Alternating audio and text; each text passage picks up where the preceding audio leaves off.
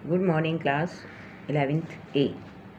ठीक है, तो उसमें दिया गया था असाइनमेंट में सूरदास जी का भ्रमर गीत।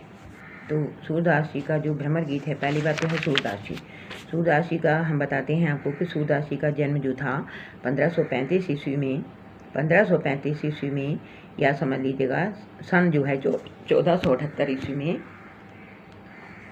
1478 ईस्वी में हुआ था। और कुछ विद्वान जो होते हैं मानते हैं कि सूरदास जी जो थे जन्म से अंधे थे, और कुछ मानते हैं कि सूरदास जी जो जन्म से अंधे नहीं थे, क्योंकि उन्होंने जो भगवान कृष्ण के वात्सल्य का, भगवान कृष्ण के मतलब बचपन का जो उन्होंने चित्र खींचा है, वो कोई व्यक्ति जो होता है जन्मांध से ही कोई भी व्यक्ति को कोई भी उसको व्यक्त नहीं कर पाता है, क्योंकि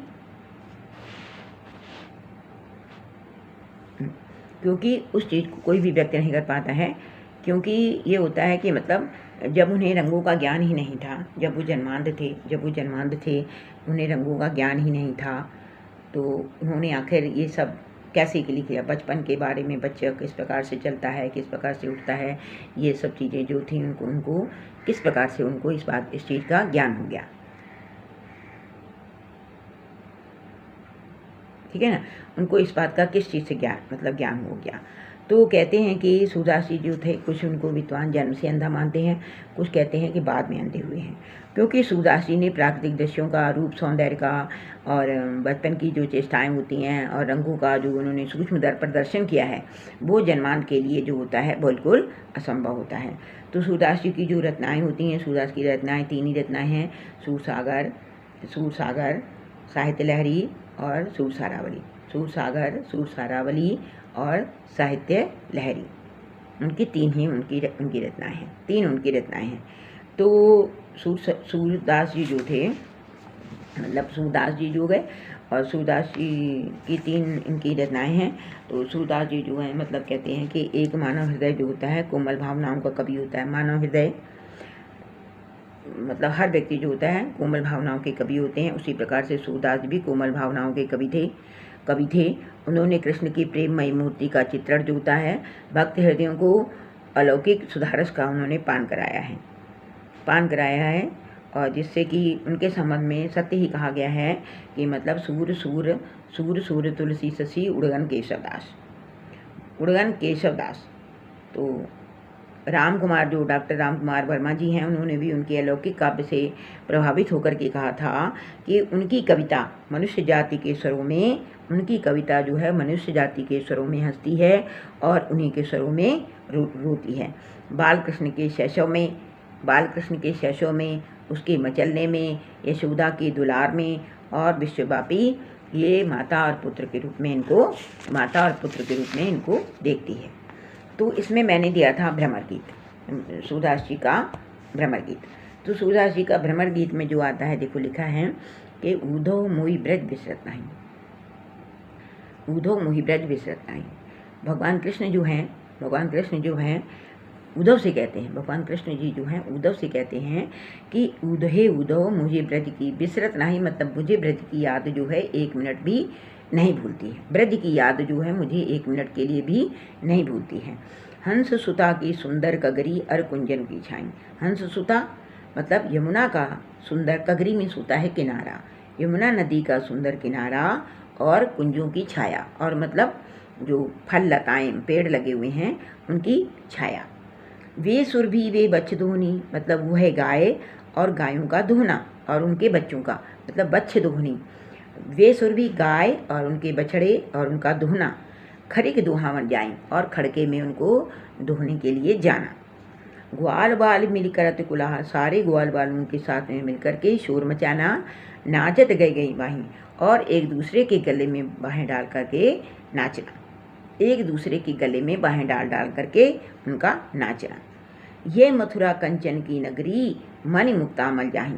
कहते हैं कि ये जो क्या नाम है, ये जो मथुरा नगरी है, ये कंचन की नगरी है, ये स्वर्ण की नगरी है, सोने की नगरी है, जहाँ पर मणि मुक्तामल जाहीं, जहाँ पर मणि और मोती ही दिखाई देते हैं।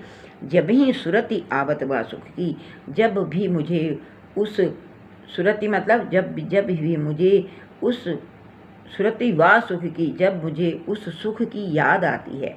सुरति मीन्स क्या होता है? याद करना। जब मुझे उस सुख की याद आती है, जिये उमंगत तन माही, तो मेरा जो मन है उमंग से भर उठता है, उत्साहित हो उठता है, उमंगने लग जाता है, मतलब वहाँ जाने के लिए मचलने लग जाता है। जब ही अनगन भांति करी बहुलीला, अनगन माने होता है अनगिनत, अनगिनत बार मैंने बहुत सी लीलाएं की। जसुदा नंद निवाही, जिसको यशोदा माता ने और नंद बाबा ने उनका निर्वाह किया। सूरदास प्रभु रहे मौन हुए, यह कह कर पछताई। सूरदास जी कहते हैं कि इतना कह कर के भगवान कृष्ण मतलब उद्धव से जो बातें कर रहे थे, उद्धव से बातें कर करके मतलब मौन हो गए और वो पछताने लगे और वो पछताने लगे।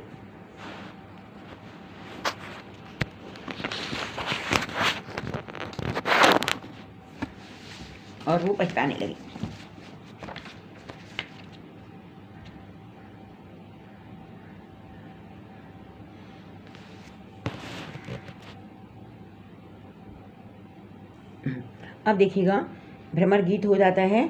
सब सूरदास प्रभु रहे मौन में, ये कह कर पछताई। सूरदास जी कहते हैं कि इतना कह कर कि भगवान कृष्ण जो थे एकदम से चुप हो गए और अपने मन में मतलब मथुरा चले आने पर वो पछताने लगे। अब इसमें लिखा जाता है काव्यगत सौंदर्य। तो काव्यगत सौंदर्य में मतलब क्या है कि इस पद में भगवान कृष्ण के भावुक पदों की व्यंजना की गई है। भावुक भावों की मतलब उनके जो भाव हैं उनके भावों की व्यंजना की गई है। और जो भगवान कृष्ण के मतलब जो भगवान कृष्ण को ब्रज की स्मृतियों ने श्री कृष्ण को व्याकुल कर दिया है। और इनकी भाषा है ब्रज भाषा है। और इसमें आता है देखिएगा तनु जाही, जैसे लिखा है जब ही सुरत आवत बा सुख किए, जिय उमगत तन माही, जब ही सुरत आवत बा सुख की। तो इसमें आता है अनुप्रास अलंकार, आता है। और रस जो है मतलब वियोग श्रृंगार है। श्रृंगार के दो भेद होते हैं, संयोग और वियोग। तो इसमें आता है वियोग श्रृंगार, मतलब होता है विप्रलम्ब श्रृंगार, वियोग श्रृंगार जो होता है। और इसमें शब्द शक्ति आती है अमिधा और लक्षणा, आती है। ठीक, अब देखिएगा लिखा है बिन गोपाल बैरनी भई कुंजे, तब वे लता लगते अति शीतल, अब भई विषम जाल की पुंजे। बिन गोपाल बैरनी भई कुंजे, जो मतलब गोपियाँ कहती हैं कि श्री कृष्ण के संयोग के साथ जो कुंजें हमारे लिए सुखदायक थीं, मतलब भगवान कृष्ण जब थे तो ये लता बैरे निभय कुंजे बिन गोपाल, भगवान कृष्ण के बिना ये जो कुंजें और लताएं हैं कैसी प्रतीत होती हैं? हमको बैरियों के समान प्रतीत होती हैं, मतलब बैरी दुश्मन के समान प्रतीत होती हैं। तो गोपियाँ कहती हैं तब वे लता अगर लगती अति शीतल, जब भगवान कृष्ण यहाँ पर थे, मतलब जब वो ब्रज नहीं गए थे तो ये लताएं जो थीं, कुंजें जो थीं, बहुत ही शीतल प्रतीत होती थी। अब वही विषम ब्याल की पुंजें, अब जो वो सुखदायक थी, मतलब तब ये लता लगते अति शीतल, अब वही विषम ब्याल की पुंजें, तब ये लताएं जो थीं अति शीतल प्रतीत होती थीं। अब वो ज्वाल की पुंजें, अब वो कैसी प्रतीत हो गई हैं? अब वो अब वो विषम ज्वाल की मुझे मतलब आग के समान दिखाई देती हैं, मतलब अग्नि के समान वो हमको दुख पहुंचा रही हैं। वृथा बहती जमुना खग डोलत, वृथा कमल फूलनी अली कुंजे, कहते हैं वृथा बहती जमुना, अब जो भगवान कृष्ण यहाँ पर नहीं है तो ये जमुना जो है बेकार में ही बह रही है, पक्षी बेकार में ही बोल रहे हैं। वृथा कमल फूलन, और ये कमल के फूल जो हैं व्यर्थ में ही फूले हुए हैं। अली गुंजें, और भंवरे जो हैं इन पर व्यर्थ ही गूंज रहे हैं। पवन पान घनसार, तो कहते हैं इनकी सबकी, इसके लिए इनकी कोई भी उपयोगिता नहीं है, क्योंकि अब श्री कृष्ण वहाँ थे अब इनकी यहाँ पर कोई भी उपयोगिता नहीं है। तो पवन पान घनसार सजीवन दधिसुत किरण भानु भई कुंजे। पवन तो कहते हैं मतलब पवन मतलब होता है वायु, और पान जल, कपूर और संजीवनी बूटी। पवन मीन्स होता है हवा, हवा, जल, कपूर और संजीवनी बूटी, और चंद्रमा की शीतल किरणें। दधि सुत मतलब होता है चंद्रमा की किरणें। किरणें भी हमारे लिए किरणें भी हमारे लिए किरणें भी हमारे लिए किरणें भी हमारे लिए जो होती हैं कैसे, ग्रीष्मकालीन सूर्य की किरणों के समान, सूर्य की किरणों के समान दाहक बन गई हैं।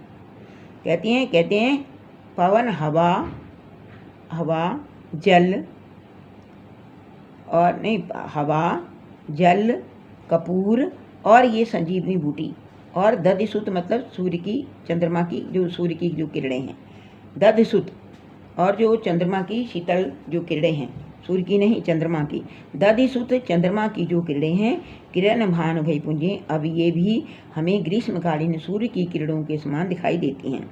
यह उद्धव कहियो माधोसो, हे उद्धव यह मेरा संदेश अदा करके तुम भगवान कृष्ण से कह देना, मदन मार कीने हम लुंजय, कामदेव ने तुम्हारे विरह के कारण कामदेव हमें मार मार करके हमारे अंग प्रत्यंगों को क्या कर रहा है, बिल्कुल लुंज पुंज कर रहा है, मतलब बिल्कुल एकदम से कहते हैं अशक्त कर रहा है। यह उद्धव कहियो माधोसो, मदन मार कीने हम लुंजय, हे उद्धव माधव से जाकर के ये संदेशा कह देना कि कामदेव, मदन में होता है कामदेव, कामदेव जो है हमको मार मार करके हमारी सारे अंग प्रत्यंगों को क्या कर रहा है, लुंज पुंज बना रहा है, मतलब बिल्कुल अशक्त बनाए दे रहा है। तो सूरदास प्रभु तुम्हारे दरस की मग जोवत अखियाँ वही छूंजे। सूरदास जी कहते हैं कि गोपियाँ कहती हैं कि प्रभु तुम्हारे दर्श को, हे प्रभु तुम्हारे दर्शन करने के लिए, हे उद्धव श्री कृष्ण का मार्ग देखते देखते हमारी आँखें जो हैं कैसी हो गई हैं, मग जोवत, मग माने होता है रास्ता, रास्ता देखते देखते आँखें जो हैं हमारी गुंजा के समान, अखियाँ भई गुंछुन जाए, आँखें जो हैं हमारी मतलब गुंजा के समान लाल हो गई हैं, मतलब उनकी इंतज़ार करते करते, उनको देखते देखते हमारी जो आँखें हैं वो गुंजा के समान लाल हो गई हैं। अब इसमें देखिए काव्यगत सौंदर्य जैसे लिखा जाता है, तो काव्यगत सौंदर्य में आप सीधे लिख दीजिएगा, पहले होगा ब्रजभाषा होगा, अलंकार में इसमें आएगा अतिशोक्ति अलंकार, मतलब कुछ ज़्यादा ही बढ़ा चढ़ा करके इसमें वर्णन कर दिया गया है, तो उसमें आता है अतिशोक्ति अलंकार, और एक आता है इसमें उपमा अलंकार है, और रस इसमें लिखा जाएगा वियोग श्रृंगार, क्योंकि गोपियाँ जो हैं दुखी हैं, और इसमें छंद आता है गेय पद, ये मतलब ये सब गाए भी जाते हैं, छंद होता है गेय पद, ठीक। भाषा ब्रजभाषा लिख दीजिएगा, भाषा ब्रजभाषा है, और अलंकार जो है, जो अलंकार है इसमें अतिशोक्ति अलंकार है और उपमा अलंकार है, रस वियोग श्रृंगार है, और इसके अलावा जो है छंद लिख दीजिएगा गेय पद, छंद है गेय पद। देखिए अब आगे देखिए आता है उद्धव जोग जोग हम नाही, हे उद्धव जोग हम नाही। एक जोग का अर्थ होता है जोग, और एक जोग का अर्थ होता है योग्य के हे उद्धव जो निर्गुण ब्रह्म का उपदेश देने के लिए यहाँ पर गोपियों के पास आए हैं, तो गोपियाँ उनको कहती हैं, हे उद्धव हम लोग जोग धारण करने के योग्य नहीं हैं, अबला सार ज्ञान कहाँ जाने, कैसे ध्यान धराएं। कहते हैं हम लोग अबला स्त्रियाँ हैं, हम लोग सार तत्व क्या जाने, हम प्रभु का सार तत्व क्या जाने, कैसे ध्यान धराएं, कैसे ध्यान किया जाता है। कहते हैं कैसे ध्यान किया जाए, भगवान का, ईश्वर का ध्यान जो है किस प्रकार से लगाया जाता है। तेई मुदन नैन कहते हो हरि मूर्त जिनमाही, उन्हीं आँखों को तुम बंद करने को तुम कहते हो ना, भगवान की आराधना करो, ईश्वर की आराधना करो, मतलब गले में माथे पर भस्म लगा लो, है ना, माथे पर भस्म लगाओ, गले में मोतियों की माला पहनो, कान बढ़ा लो, जटाएं बढ़ा लो, है ना। तो आँखों को बंद करके ईश्वर का ध्यान लगाओ। तो वो कहती हैं कि हम लोग अबला स्त्रियां हैं, हम लोग इस सार तत्व का ज्ञान नहीं जानती हैं कि ईश्वर का ध्यान जो है कैसे धरा जाता है। तुम उन्हीं मूंद हो तेई मूदन नैन घत हो, तुम उन्हीं आँखों को बंद करने को कहते हो। मूदन मीन्स होता है बंद करना, ठीक है ना। उन्हीं आँखों को तुम बंद करने को कहते हो, उन्हीं आँखों को तुम बंद करने को कहते हो। हरि मूरत जिन माही, जिन आँखों में हरि की मूर्ति, जिन आँखों में हरि की मूर्ति जो है बसी हुई है। ऐसी कथा कपट की मधुकर हमते सुनी न जाही। वो कहती हैं कि इस प्रकार की जो कथा है, कपट मतलब धोखे, कपट की मधुकर हमते सुनी न जाही। मतलब इस प्रकार की जो मधुकर लिखा है, मधुकर जिस प्रकार से भंवरा होता है ना, एक पेड़ से दूसरे पेड़ पर बैठता है, फूलों का रस चूसने के लिए, पराग रस का पान करने के लिए आता है, ठीक उसी प्रकार से मधुकर जो है किसके लिए प्रयोग किया गया है? उद्धव के लिए। यहाँ पर उद्धव के लिए प्रयोग किया गया है मधुकर। तो कहते हैं ऐसे ही कथा कपट की मधुकर, हे उद्धव, तो ऐसे धोखाधड़ी की जो तुम हमको कथा सुनाने के लिए आए हो, हमते सुनी न जाही। ये हम ना सुन सकती हैं, हम इसको सुन नहीं सकते हैं। श्रवण चीर सिर जटा बंधाबू, ये दुख कौन समाही। श्रवण चीर मतलब कानों को चिरा लो और सिर पर जटाएं बंधवा लो, ये दुख हमसे सहा नहीं जाएगा। चंदन तज अंग भस्म बतावत बिरह अनल अति दाही। कहते हैं चंदन तज, चंदन को छोड़ करके, चंदन जो होता है शीतलता का प्रतीक होता है। चंदन किसका प्रतीक होता है? शीतलता का। तो चंदन शीतलता का प्रतीक होता है और भस्म जो होती है गर्म होती है। तो वो आप कहते हो कि चंदन को छोड़ करके, जो शीतलता प्रदान करती है उसको छोड़ करके भस्म लगाने की बात करते हो। तो बिरह अनल अतिदाही, और जो बिरही व्यक्ति होता है उसको भस्म जो है कैसी प्रतीत होगी? अनल मतलब होता है आग के समान, उसके अंदर और भी आग जो है और भी आग भड़क जाएगी। अनल अतिदाही, जोगी भ्रमत जाहि लग भूले, सो तो हैं अपमाही। कहते हैं जोगी लोग जो होते हैं घूमते रास्ता जो भूल जाते हैं। जोगी भ्रमत जाहि लग भूले, जोगी लोग जो होते हैं रास्ता करते करते कहीं ना कहीं वो भूल जाते हैं। तो वो तो है अपमाई, वह आप ही हो। कहती है वह तो आप ही हो। सूर श्याम है न्यारी न पलछिन, जो घटते परछाई। सूरदास जी कहते हैं कि गोपियाँ कहती हैं कि हम लोग ईश्वर से, हम लोग भगवान से, मतलब श्याम सुंदर से एक पल के लिए भी, एक पल या एक क्षण के लिए भी अलग नहीं हैं। बिल्कुल हम लोग ठीक उसी प्रकार से हैं जो घटते परछाई। जिस प्रकार से शरीर के साथ में परछाई रहती है ना, जिस प्रकार से शरीर के साथ में परछाई रहती है, ठीक उसी प्रकार से हम भी भगवान कृष्ण के साथ में वैसे ही रहती हैं। हम उनसे मतलब एक पल के लिए भी अलग नहीं हो सकते हैं, है ना। हम उनसे एक पल के लिए भी अलग नहीं हो सकते हैं। अब देखिएगा इसमें क्या आता है कि उधो जोग हम नाही, जोग हम नाही। कहते हैं इसमें जो है,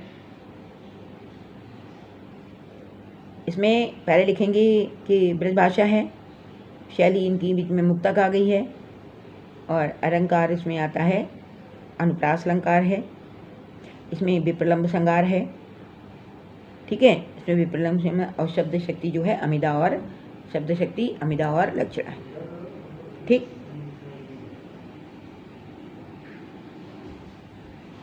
मतलब अनुप्रास जैसे आता है, अक्षुक्ति अलंकार भी है इसमें। जोग यहाँ पर देखिए लिखा है जोग, दो बार लिखा है। जोग मीन्स होता है योग मीन्स होता है योग, दो अर्थ हो गए हैं यहाँ पर। तो यहाँ पर आता है यमक अलंकार, यहाँ पर आता है यह यमक अलंकार आता है, यमक अलंकार है और अनुप्रास अलंकार है और रूपक अलंकार है, तीन अलंकार हैं इसमें। और ये जो गुण जो है माधुर्य गुण है, और इसके अलावा जो छंद है, छंद कैसा है? गेय पद, मतलब इसको गेय पद मतलब होता है इसको गाया जाता है, ठीक है।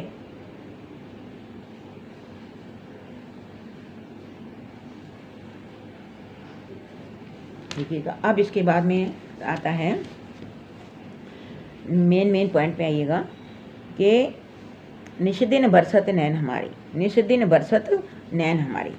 काव्य मतलब वो कहती हैं गोपियाँ उद्धव से कहती हैं कि निश दिन बरसत, निश माने रात, दिन, दिन और रात, रात और दिन मेरी आँखों से बरसत नैन, दिन और रात हमारी आँखों से वर्षा जो होती है, आंसुओं की जो वर्षा है वो होती रहती है।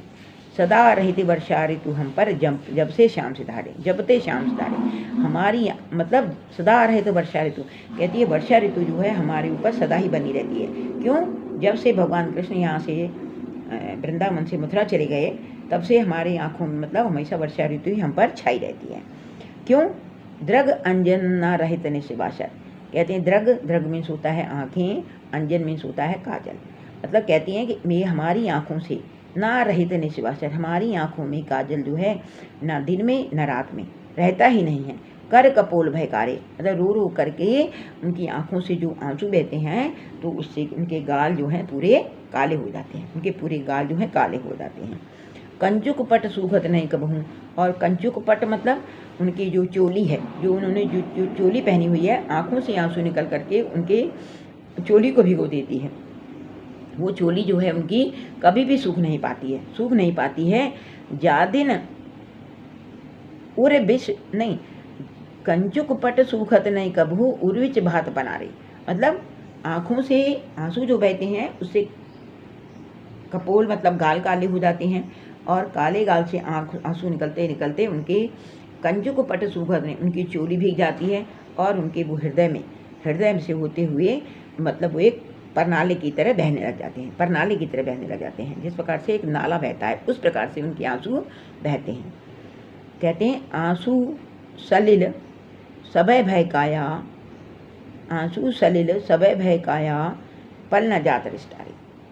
कहते आंसू जो है, आंसू सलिल भय सबय भय काया, आंसुओं के बहने से सारा जो उनका जो शरीर है वो कैसा हो गया है, एकदम काला सा पड़ गया है। जात न पल न जात रिश्तारे, लेकिन वो हमसे एक पल के लिए भी वो हम उनको भुला नहीं सकते हैं, एक पल के लिए भी हमको भुला नहीं सकती। सूरदास जी कहते हैं प्रभु पहें परोखो गोकुल काहे बिसारे, पयों परोखो गोकुल काहे बिसारे। तो कहते हैं हमें तो ये दुख है कि श्री कृष्ण ने गोकुल और गोकुल के निवासियों को क्यों भुला दिया है। सूरदास प्रभु यह परोखो गोकुल काहे बिसारे। सूरदास जी कहते हैं कि गोपियाँ कहती हैं हमें तो इस बात का बहुत दुख है कि उन्होंने गोकुल वासियों को और गोकुल के मतलब गोकुल और गोकुल के निवासियों को क्यों भुला दिया है, गोकुल और गोकुल के निवासियों को उन्होंने क्यों भुला दिया है। ठीक, अब इसमें आता है काव्यगत सौंदर्य। तो काव्यगत सौंदर्य में इसमें मतलब गोपियों के हृदय का एक सुंदर चित्रण किया गया, मतलब एक सहज चित्रण उन्होंने किया है कि जो मतलब दिन और रात उनके कपोल काले हो जाते हैं, तो मतलब एक सहज चित्रण किया गया है। और इसमें आएगा व्यूह श्रृंगार, भाषा जो है व्रज भाषा है, और इसमें अतिशुक्ति, इसमें मतलब इसमें अलंकार जो है रूपक भी है और अतिशुक्ति अलंकार भी है, दोनों अलंकार किए गए हैं। ठीक है, और गुण है इसमें प्रसाद, और गुण है इसमें प्रसाद आएगा, और इसके अलावा छंद जो होता है, छंद आता है गेय पद, गाया जाता है। अब देखिएगा लिखा है कि अखियाँ हरि दर्शन की भूखी, अखियाँ हरि दर्शन की भूखी। गोपियाँ कहती हैं कि हमारी आंखें जो हैं भगवान कृष्ण के दर्शनों की प्यासी हैं, भूखी हैं मतलब हरि दर्शनों की प्यासी हैं। कैसे रहत रूप रस रांची ये बतियाँ सुन रूखी, कैसे रहत रूप रस रांची ये बतियाँ सुन रूखी। तो कहते हैं कि गोपियाँ जो है उद्धव से कहती हैं हमारी आंखें जो है श्री कृष्ण के दर्शनों के लिए व्याकुल हैं, ये श्री कृष्ण के रूप और प्रेम में पगी हुई हैं। कैसे रहत रूप रस रांची ये बतियाँ सुन रूखी, हमारी आंखें जो हैं भगवान कृष्ण के प्रेम रूपी रस में पगी हुई हैं। योग की तुम्हारी नीरस बातें सुनकर हम धैर्य को कैसे धारण करें। ये बतियाँ सुन रूखी, तुम्हारी रूखी सूखी जो बातें हैं जो तुम निर्गुण ब्रह्म का उपदेश देने के लिए आए हो, ये इनको सुन करके रूप मतलब ये तुम्हारी जो तुम निर्गुण ब्रह्म का उपदेश देने आए हो, ये तुम्हारी रूखी सूखी बातें सुन करके अब ये अपने मन को धैर्य कैसे धारण करें। अवधि गिनत इकटक मग जोवत, अवधि गिनत जो वो हमसे कह के गए थे कि हम 15 दिन के बाद में वापस आ जाएंगे, तो हम उनकी अवधि उन समय को गिनती रहती हैं। इकटक मग जोवत, और उनका एक टक हो करके हम लोग रास्ता देखते रहते हैं। तब इतनी नहीं झुकी, कहते हैं तब जो है इतनी टकटकी मार करके हम उनकी प्रतीक्षा करती रहती हैं। उस समय भी वो इतनी दुखी नहीं थी। लेकिन अब ये है योग संदेश तो सुन, अब ये जो तुम योग का संदेशा, योग का पिटारा लेकर के आई हो अति अकुलानी दुखी, ये तुम्हारी बातें सुन करके हमारी आंखें जो हैं अत्यंत और भी दुखी हो गई हैं। हमारी आंखें जो हैं अत्यंत दुखी हो चुकी हैं। बारक वह मुख आन दिखावो, दुहि पत पिबत पयुखी, कहते हैं हे उद्धव, हमारी ये प्रार्थना है कि श्री कृष्ण के उस मुख के, बारक वह मुख आन दिखाओ, श्री कृष्ण के उस मुख को एक बार दिखा दो, जिस मुख से वे पत्ते के दोनों में दूध धोकर के पिया करते थे। जिस मुख से एक बार वह मुख आकर के दिखला दो, जिस मुख से वह पत्ते के दोनों में दूध धो करके पिया करते थे। सूर सुगत हठ नाम चलावत, ये सरिता है सुखी, हठ योग का उपदेश देकर के, मतलब उसी प्रकार से काम कार्य कर रहे हो जैसे कोई व्यक्ति जो होता है सूखी नदी में हठ पूर्वक नाव चलाने का प्रयत्न करता है। देखा, सूर सुगत हठ नाम चलावत, ये सरिता है सुखी। तुम हठ योग का उपदेश दे करके नाव चलाने का प्रयास कर रहे हो, अर्थात कहते हैं कि नाव चलाने को प्रयास कर रहे हो, ये सरिता है सुखी, ये मतलब सूखी हुई सरिता में तुम नाव चलाने का प्रयत्न कर रहे हो, क्योंकि नाव तो सूखी सरिता में, नदी में पानी नहीं है और वहाँ पर तुम नाव चलाने का प्रयत्न कर रहे हो, मतलब तुम वैसा ही असंभव कार्य कर रहे हो। इस प्रकार से कोई सूखी नदी में नाव चलाने का प्रयत्न करे। अब देखिए, इसमें आता है काव्यगत सौंदर्य। कहते हैं कि गोपियाँ जो है श्री कृष्ण का प्रेम और रूप रस चाहती हैं, इसलिए वे लोग उपदेश, जो निर्गुण ब्रह्म का जो उपदेश है उसको वो मानती हैं व्यर्थ। ठीक है, और इसमें वियोग श्रृंगार है, भाषा वृद्धाशय है, पद गेय पद है, गुण प्रसाद है, और कहते हैं जो लिखा है, बारक वह मुख आन दिखाओ, दुहि पत पिबत पतूखी, मतलब बारक वह मुख आन दिखाओ, मतलब वह मुख आकर के एक बार दिखा दो जिसमें भगवान कृष्ण जो हैं दोनों में दूध धो करके पिया करते थे। मतलब उनकी याद आ रही है उनको, जब उनकी याद आती है तो यहाँ पर आता है स्मरण, उनका स्मरण आता है। ठीक है, तो इस प्रकार से ये जो हो गया है सूरदास जी का जो भ्रमर गीत मैंने उसमें दिया था आपको, तो मैंने आपको एक बार रिवीजन करा दिया है। ठीक है, आप इसको एक बार से बेटा